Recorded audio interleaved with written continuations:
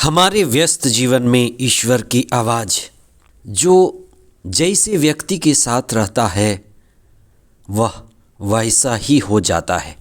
अगर आप खुशहाल व्यक्ति के साथ रहेंगे तो आप खुशहाल हो जाएंगे, आपका मिजाज खुश मिजाज हो जाएगा। लेकिन यदि आप उदास व्यक्ति के साथ रहेंगे तो आप उदास हो जाएंगे, चाहे वह वस्तु या जगह या परिस्थिति या व्यक्ति अपने स्वभाव के अनुसार हमें प्रभावित करते हैं। ये आगमन का समय हमें ईश्वर को विशेष रूप से अनुभव करने का समय है कि पिता ईश्वर कैसे मनुष्य बना, इम्मैनुएल बना, कि हम ईश्वर की संगति पाएं, ईश्वर के साथ हो जाएं, ईश्वर के द्वारा और उसके दैवीय गुणों के द्वारा प्रभावित हों और अपने लोगों को भी प्रभावित करें। आगमन का तीसरा सप्ताह 18 दिसंबर 2023 सोमवार। पहला पाठ नबी यिर्मयाह का ग्रंथ अध्याय 23 पद संख्याएं 5 से 8 तक और संत मत्ती का सुसमाचार अध्याय 1 पद संख्याएं 18 से 24 तक। पुराने व्यवस्थान में और नए व्यवस्थान में एक मूल फर्क है। पुराने व्यवस्थान में ईश्वर निराकार है, निर्गुण है। ईश्वर दूर रहकर मनुष्य की संगति करता है। कभी आप पढ़ेंगे आग के खंभे के रूप में, बादल के खंभे के रूप में, दिन में बादल और रात में आग के रूप में, लोगों को प्यास लगी तो जीवन के जल के रूप में, भूख लगी तो आकाश से गिरे हुए मन्ने के रूप में। सिनाई पहाड़ पर बादल के रूप में ईश्वर लोगों के बीच था।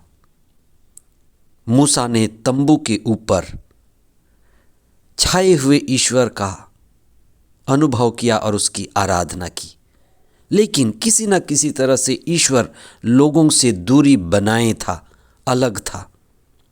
पवित्र अति पवित्र का भाव, पत्थर की दो पाटियों में ईश्वर दूर रहता था।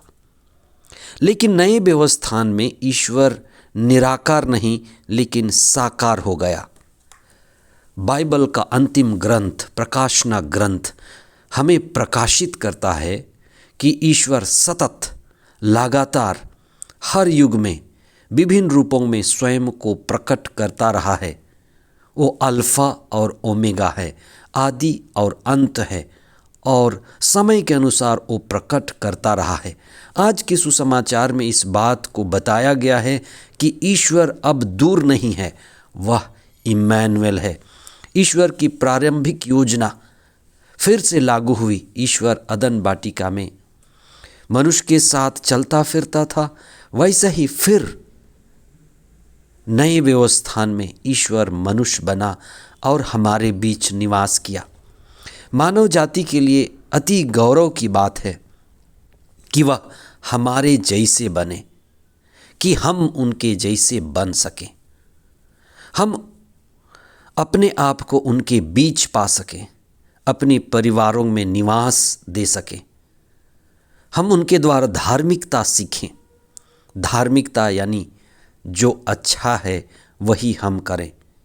ईश्वर व्यक्ति बना और उसका व्यक्तित्व सदा हमारे बीच है कि हम एक अच्छे व्यक्तित्व के साथ जीवन बिताएं, और ईश्वर व्यक्ति बना कि उसका व्यक्तित्व हम में समा जाए।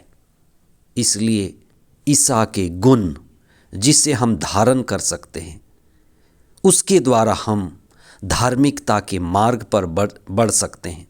इसलिए ईसा हमारे लिए एक पैमाना बन गए, नाप बन गए कि जो उन्होंने किया वही हमारे लिए करने की है। जो जिस रास्ते पर वे गए वही मार्ग है।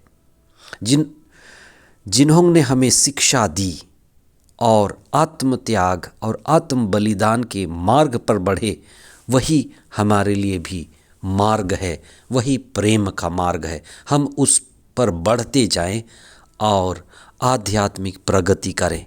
ईश्वर हमारे साथ है। आमीन।